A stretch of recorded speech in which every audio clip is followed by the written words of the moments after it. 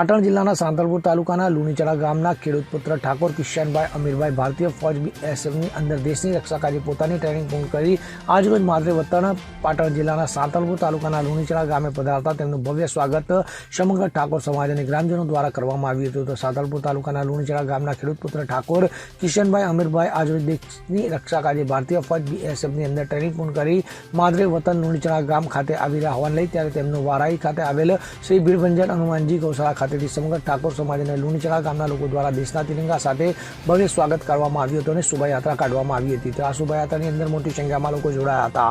તો આ પ્રસંગે શોભાયાત્રાની અંદર રાધનપુર તાલુકાના ધારાસભ્ય લવિંગજી સોલંકી અને ડોક્ટર ગોવિંદજી ઠાકોર અને ઠાકોર સમાજના અગ્રણીઓ પણ મોટી સંખ્યામાં જોડાયા હતા. તો બાઇક રેલી સાથે ભવ્ય શોભાયાત્રા વારાઈથી લુણીચડા ગામ ખાતે પહોંચી હતી.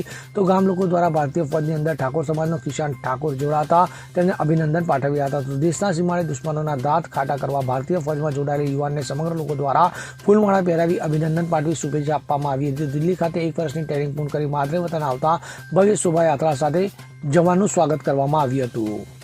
આજે ગામ લુણીચાણાનું ગૌરવ કિશનજી ઠાકોર ને આજે બીએસએફની દિલ્હીમાં 1 વર્ષની તાલીમ કરીને અહીંયા આજે ગામ લુણીચણામાં વારાહીથી એ દરેક સમાજના લોકોએ એને એ સરઘસ રૂપી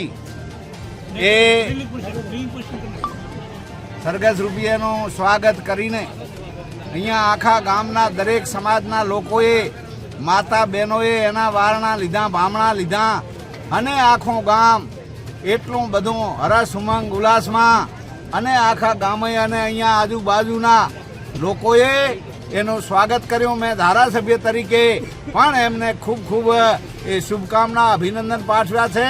કેમ કે આ દેશની બોર્ડર ઉપર જે આવા સપૂતો ખરેખર રક્ષા કરવાના છે, દેશની સેવા કરવાના છે, ખડા પગે એમની ડ્યુટી કરવાના છે, એવા એ યુવાનને હું ખૂબ જ બિરદાવું છું.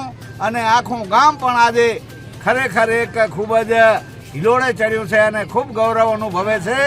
મેં પણ વાત કરી કે આ એક આવા યુવાન નહીં પણ આવા બોર્ડરના વિસ્તારમાંથી દરેક ગામોમાંથી વધારે ને વધારે એ નોકરીઓ મેળવે અને મા ભારતી ભૌમની રક્ષા કરે એવી મેં ખૂબ જ શુભકામના પાઠવી અને એના મા બાપને પણ ખૂબ જ મેં શુભકામના પાઠવી કે આવા સપૂતને જન્મ આપ્યો છે એ બદલ એમનો પણ ખૂબ ખૂબ આભાર. દીપક સથવારા સાથે CM24 ન્યૂઝ પાટણ.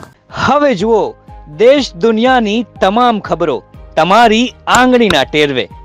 ઉઠાવો મોબાઈલ અને Google Play Store પરથી ડાઉનલોડ કરો અમારી CM24 ન્યૂઝ મોબાઈલ એપ.